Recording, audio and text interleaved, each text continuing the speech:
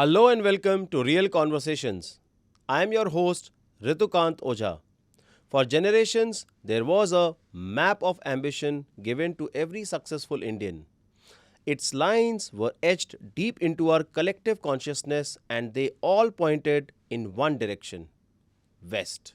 The ultimate prize was a green card. The dream was a corner office in Manhattan, a sprawling home in Silicon Valley, a prestigious degree from a London university. That map became more than just a guide, it became a mindset, an accepted, almost sacred truth about the singular path to a global life.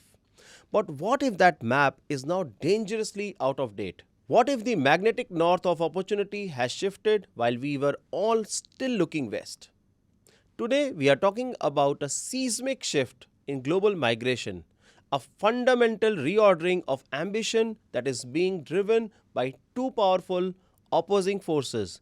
In one corner, we have the traditional Western dream, which for many is becoming a bureaucratic nightmare of uncertainty, delay, and outright rejection. And in the other, a bold, ambitious, and incredibly welcoming vision rising from the sands of the East. This is not just a theory, this is not anecdotal. The data is clear, startling, and demands our attention. The latest residence program index from Henley and Partners shows that the second most inquired about residency program for Indians is now the UAE's Golden Visa.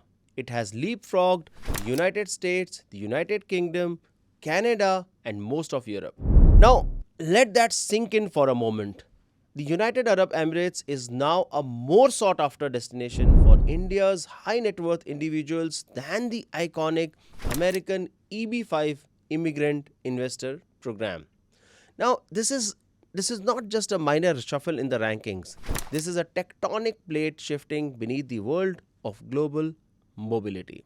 To understand the gravity of this moment, we have to appreciate the history that made the Western dream so powerful. The story of Indian migration is long and complex, beginning in the colonial era with the forced relocation of indentured laborers to work on plantations across the British Empire. But the modern chapter, the one that shaped the ambitions of my generation and the one before, began in the 1960s.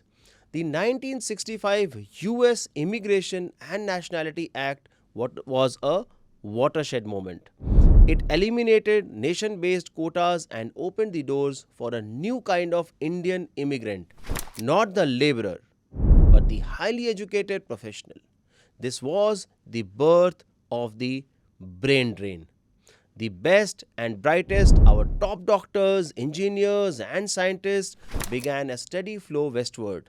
This trend was supercharged in 1990 with the creation of the H-1B visa, the primary tool that allowed American companies to hire skilled foreign workers.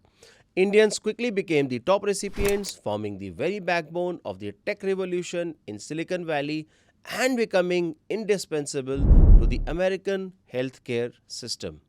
They were not just participating in the American story, they were writing pivotal chapters of it. This success created a powerful feedback loop.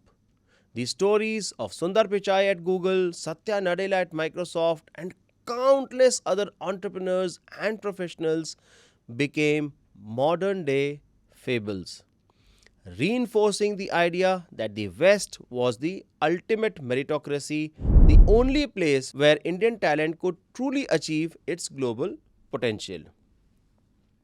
So, when the data now tells us that the magnetic pull of the West is weakening, that the children and grandchildren of that brain drain generation are looking east, we have to ask the critical question: why is this happening now and with such incredible speed? The answer is not just about what the UAE is offering. It is equally, if not more, about what the West is taking away. The dream of a life in the West was always built on a simple premise: work hard, follow the rules, and you will be welcomed. But For a growing number of Indians, that promise now rings hollow. The open arms are folding and the drawbridge is being pulled up. Let us start with the United States, the historical epicenter of Indian ambition.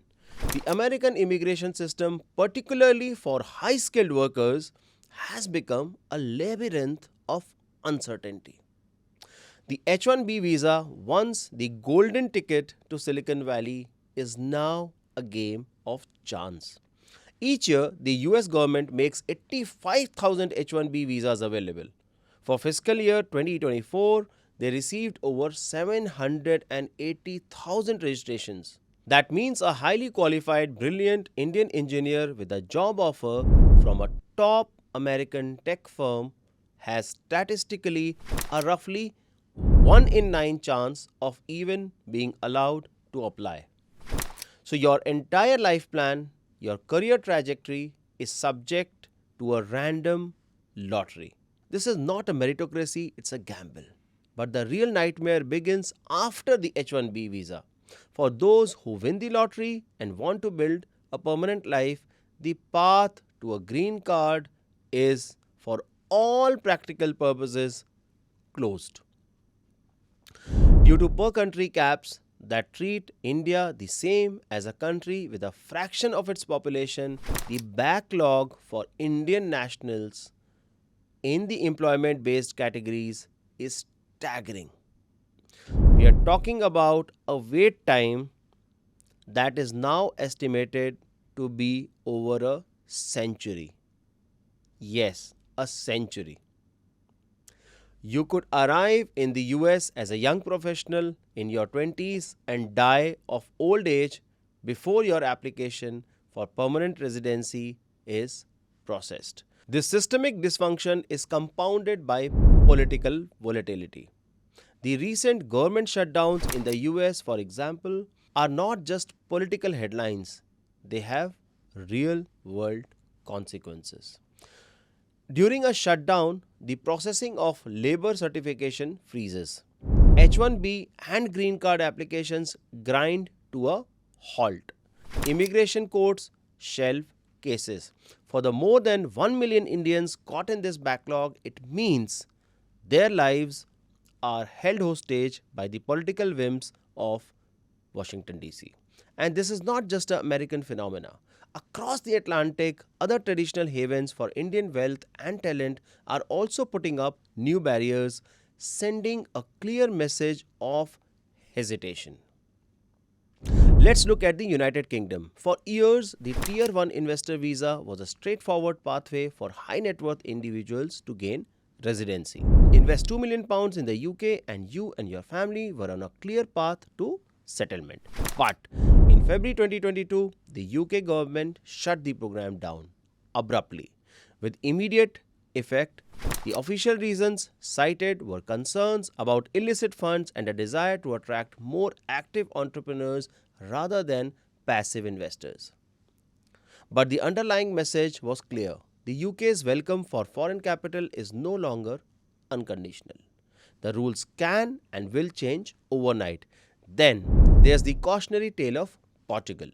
The Portuguese golden visa was for a time the darling of the investment migration world. It offered a relatively low cost path to residency and eventually an European Union passport. But in October 2023, the government eliminated the most popular pathway, real estate investment. They argued it was driving up local housing prices. On top of that, the bureaucracy has become almost paralyzed. The official processing time in Portugal for a new application, which by law should take a few months, has stretched to an astonishing 3 years. 3 years of waiting in limbo. And now there are proposals to double the legal residency requirement for citizenship from 5 years to 10 years.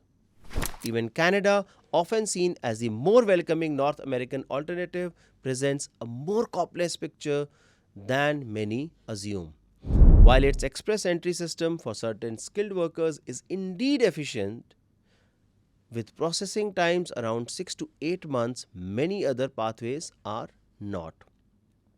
So, if you are applying through a provincial nominee program without express entry, you could be waiting 19 months. If you are an entrepreneur applying for a startup visa, the wait is 53 months. A self employed person, 61 months. And if you are trying to sponsor your parents or grandparents, the wait can be anywhere between 26 to 44 months. The pattern here is undeniable. The West, which built its post World War prosperity on attracting the world's best and brightest, is now increasingly viewing them as a domestic political liability to be taxed, delayed, and restricted, rather than an asset to be welcomed. The immigration policies that were once strategic tools for economic growth have become pawns in domestic political games. For a high net worth individual, an entrepreneur, or a top tier professional in India, this landscape is a minefield of risk. You're looking at this and making a cold, hard calculation. On one side, you have the US, UK, and Europe offering decade long waits, immense costs, political uncertainty, and ever changing rules that can upend your life with no warning. What then is on the other side? Now let's pivot from those closing doors in the west to the wide open gate in the east. While America is building a wall of bureaucracy and Europe is doubling the wait time, the UAE is rolling out a golden carpet. The engine of this welcome is the UAE Golden Visa, and it is a masterpiece of strategic policy. We have in previous episodes touched upon the benefits, but today I want to go deeper into the most popular pathway for this visa, real estate investment. Now, this is not just about owning a piece of this incredible skyline in Dubai, it is about laying down roots, bringing your family, and building a future. The desire for a stable long term base is a powerful human instinct, and this visa is the key that unlocks that door. So, what is the main requirement? The headline number is an investment of 2 million dirhams in property, that is approximately 545,000 US dollars. This immediately brings up questions. What does that actually buy you in Dubai today? And what kind of properties qualify? The good news is there is a significant flexibility. An investor can own one or more properties, and it's the combined value that needs to hit that 2 million dirham mark. This can include any residential property, an apartment, a villa, a townhouse, or even a combination of smaller studio units. For 2 million dirhams, you could be looking at a premium one bedroom apartment in a prime high demand area like a downtown Dubai or Dubai Marina or even Ras Al Khaimah, offering strong rental yields and a vibrant urban lifestyle.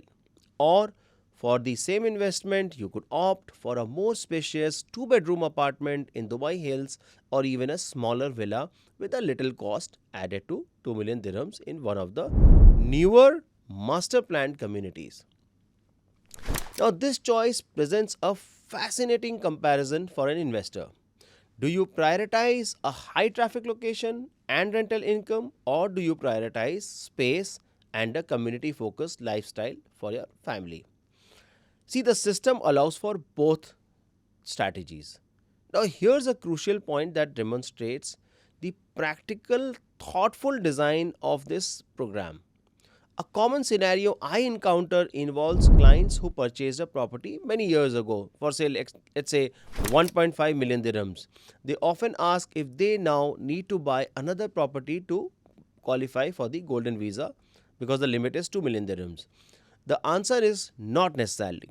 If you believe your property's value has appreciated past the 2 million dirhams threshold, you can get it officially valued by a professional certified Dubai Land Department professional or DLD. The valuation costs around 4,000 dirhams, but if it confirms your property is now worth over the threshold, it is money well spent. It will potentially save you from a significant new purchase. Another common question on people's minds is concerning off-plan properties, which were purchased before they are ready. These are the properties which are not ready. So the rules here have evolved to become much more investor friendly. You can now initiate your golden visa application with an off-plan property. You simply need your OKUD, which is the initial sale contract, and proof of payment to the developer. This opens the door for investors to secure their long term residency while their property is still under construction, allowing them to benefit from potential capital appreciation during the building phase. Now, let's talk about mortgage properties. In another significant game changing move, the UAE government has removed the previous requirement for a minimum down payment of 1 million dirhams or 50% of the property value. So, now this is a massive change. It means that individuals who have a good credit profile and who qualify from a home loan but do not have a million dirhams upfront in liquid cash for a down payment can also access the golden visa and sponsor their families. See, the door has been opened to a much wider group of professionals and entrepreneurs. Now, coming to joint ownership of the properties. The rules are very clear. The primary applicant's share of the property must be worth at least 2 million dirhams. After securing their visa, they can then sponsor their spouse. Now, how long must you hold the property? The qualifying investments must be maintained to keep the visa valid. So, if you sell the property, you must replace it with another qualifying property to avoid the cancellation of golden visa. This ensures the investment in the country is sustained. So, if you have found your property, what's the actual journey to getting the golden visa?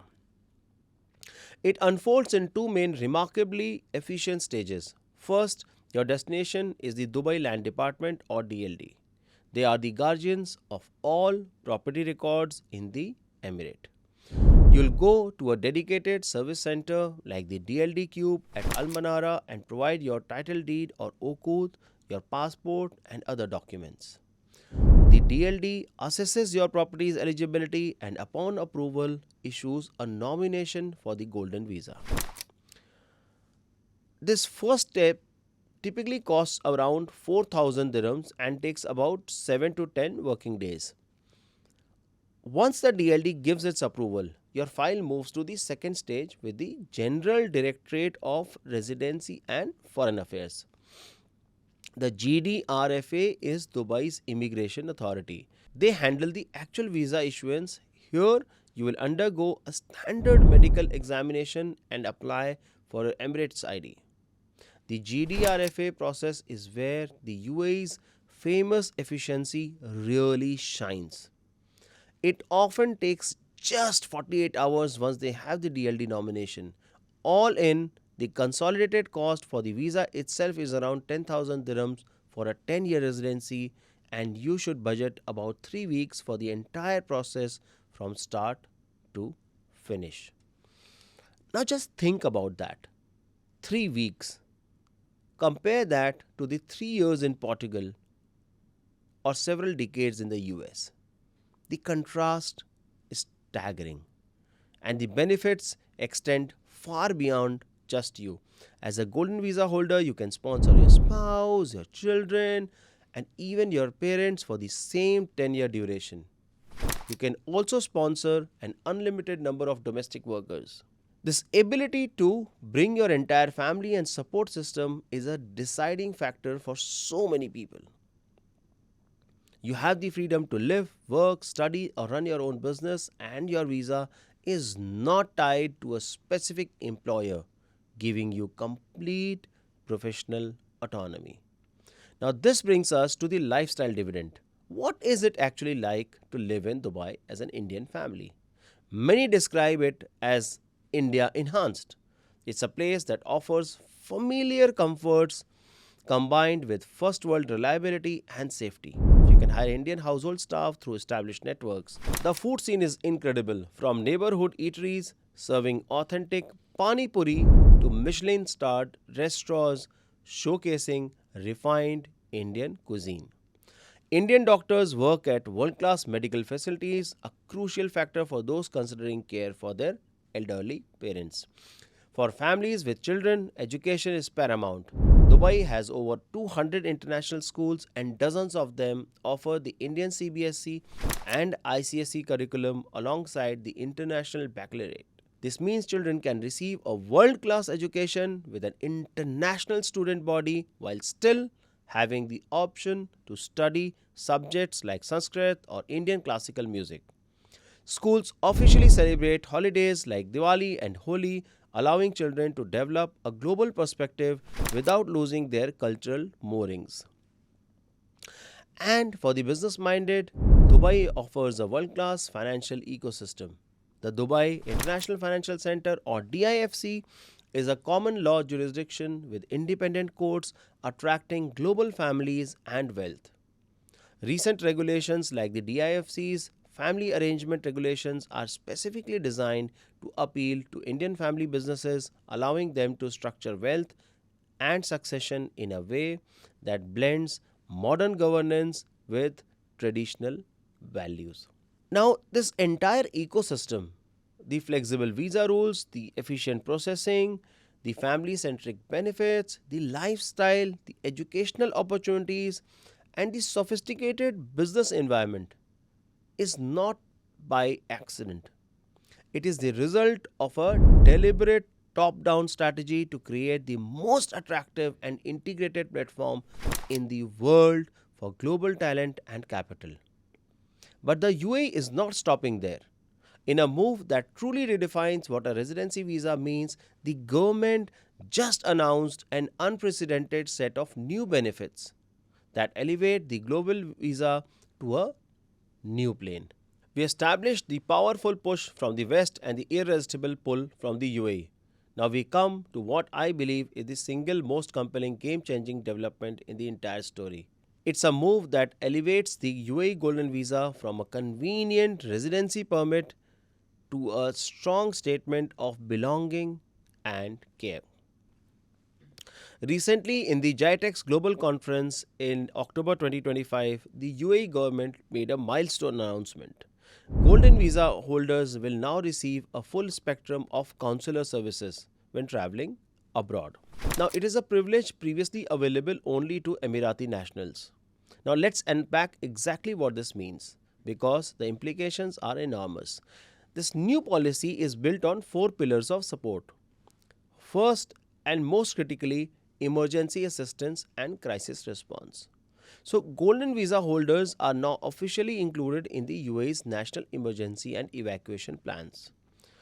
So if you are a Golden Visa holder and you find yourself in a foreign country experiencing a natural disaster, or let's say political unrest, or a health crisis, the UAE Ministry of Foreign Affairs will coordinate with its embassies and missions to provide you with immediate assistance.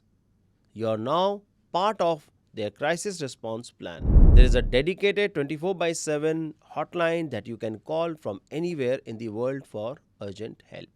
Now, the second is an electronic return document. Imagine you are traveling in Europe and your passport is lost or stolen.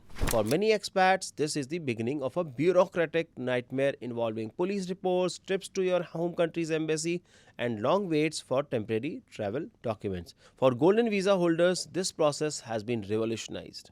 You can now log in to the ministry's website or app, submit a passport loss report and your visa details, and within approximately 30 minutes, you will receive an electronic return document.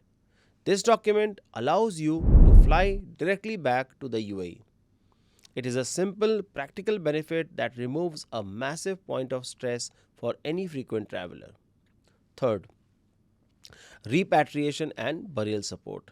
This is a sensitive but incredibly important service. In an unfortunate event that a Golden Visa holder passes away while abroad, the UAE government will now provide full procedural and logistical support to the family. Their missions will coordinate with local authorities to ease the documentation process and facilitate the swift repatriation of mortal remains. While the family bears the financial cost, the state steps in to handle the complex and emotionally draining administrative burden. And fourth, the family inclusion.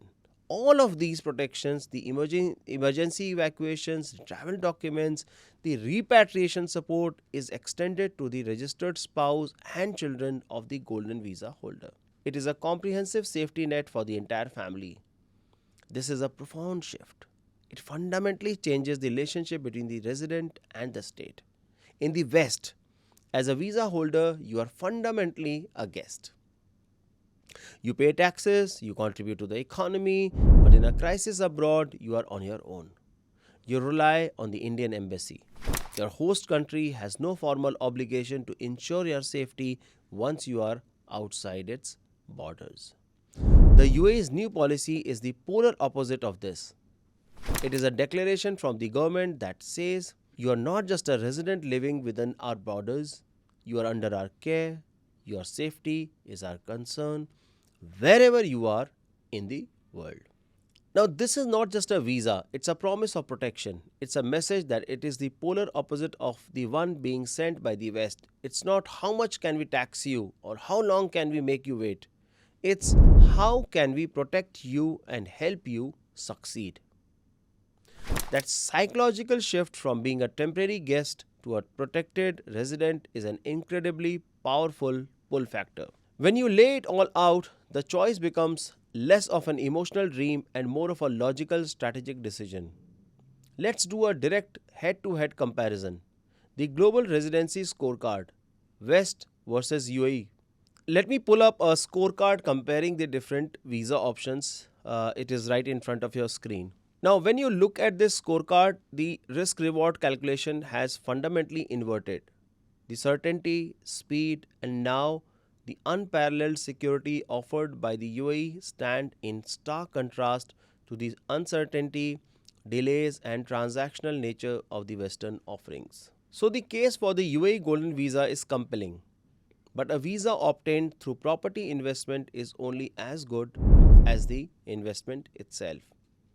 This is real conversations, so we are going to move beyond the glossy marketing brochures and have a grounded discussion about navigating the Dubai's real estate market. First, let's acknowledge the reality. The market is booming. In August 2025 alone, Dubai recorded 18,000 property transactions worth more than 51 billion dirhams. The average price per square foot has climbed over 15% year on year. This is a dynamic, high growth environment. But with high growth comes hype. And it's crucial for any serious investor to separate the hype from the reality. Now, when you invest in property, you are typically looking for a return in one of the two ways: capital appreciation, which is the increase in the property's value over time, or rental yield, which is the annual income you generate from rent as a percentage of the property's cost. The key to a successful investment in Dubai is understanding that you often have to choose which of these two you want to prioritize. See, the market is not monolithic. Different communities offer very different investment profiles. If your primary goal is generating a steady, reliable rental income, you should be looking at the high-yield mid-market communities. Areas like Jumeirah Village Circle, JVT, International City, and Fort they consistently deliver net rental yields in the range of 7% to over 8%. These areas are popular with a broad base of tenants, ensuring consistent demand and strong cash flow for landlords. On the other hand, if your strategy is long-term wealth creation through capital growth, you might look at the premium luxury segments. An apartment in downtown Dubai or a villa on the Palm Jumeirah will likely have a much lower rental yield, perhaps in the 3% to 5% range. The appeal here is not the monthly income, but the potential for the asset's value to appreciate significantly over the long term. These are what you might call legacy portfolio assets. The critical mistake an investor can make is buying a low-yield luxury property expecting high rental income. You must define your strategy, income or growth before you buy. Now let us talk about the most important number that is almost always hidden in the fine print: the service charge. This is a vital piece of real intelligence that can make or break your investment. Service charge are annual, non-negotiable fees that every property owner pays for the upkeep of common areas.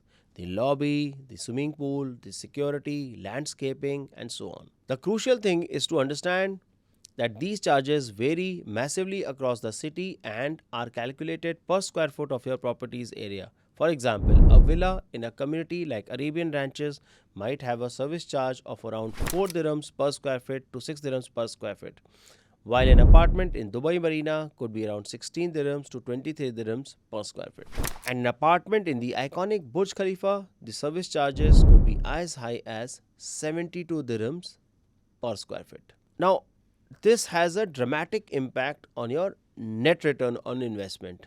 A property with a slightly lower headline rental income but very low service charges might actually be a far more profitable investment than a premium property with exorbitant fees that eat away at your earnings year after year. Always ask for the detailed service charge history before you sign any contract.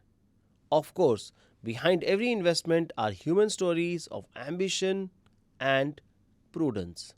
Dubai is filled with inspiring stories of Indian entrepreneurs who have built incredible businesses from the ground up. People like Satish Sanpal, the founder of Annex Developments, who arrived with very little and now resides in the Burj Khalifa and runs a large property portfolio.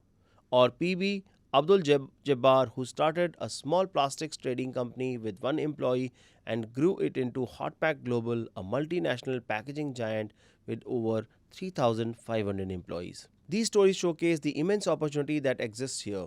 But the city also offers cautionary tales.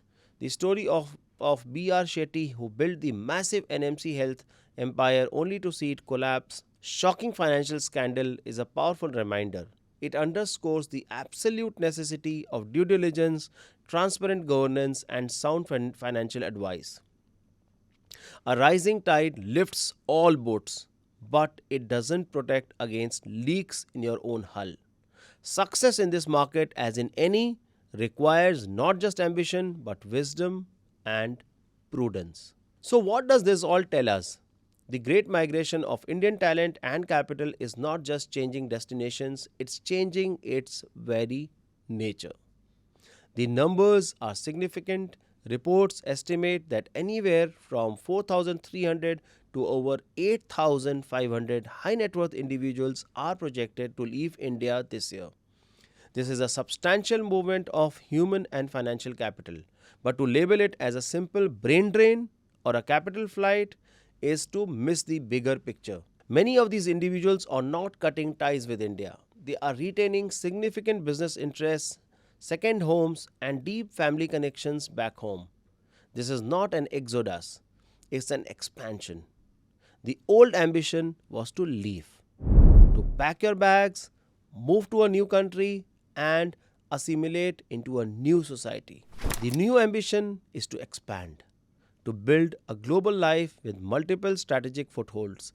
It's about having a primary base in a stable, tax-friendly, hyper-connected hub from which you can run your global business, manage your global investments, and educate your children as global citizens. It's about diversifying your life portfolio in the same way you would diversify a financial portfolio. With its latest moves, the UAE is offering something more than just an investment opportunity or even a lifestyle upgrade. It is offering a partnership. It is not asking Indians to give up their identity. It is offering them a platform to amplify it on the world stage with a promise of security to back it up. The bottom line is this: the visa crisis in the US and Europe and the rise of the golden visa in the UAE are not separate stories. They are all part of the same story. It is the story of a world in flux where old established centers of powers are growing complacent and protectionist, and new dynamic hubs are rising with vision and ambition to take their place. For a generation of Indians, the Western dream is fading, not because of a lack of ambition on their part, but because the dream itself is becoming bureaucratically inaccessible and politically insecure. In its place, a new vision is emerging, a Dubai vision, and it's built on a powerful and unique combination of speed, opportunity, lifestyle, and now an unprecedented state backed promise of a global protection. For India's best and brightest, that is an offer that is becoming impossible to refuse. We have covered a lot of ground today, guys, from the historical roots of Indian migration to the breaking news on consular services and the practical realities of the Dubai property market. But trust me, this is a living story, one that continues to evolve. Thank you so much for joining me on Real Conversations. I'm your host, Ritu Kant Ojha. Thank you so much.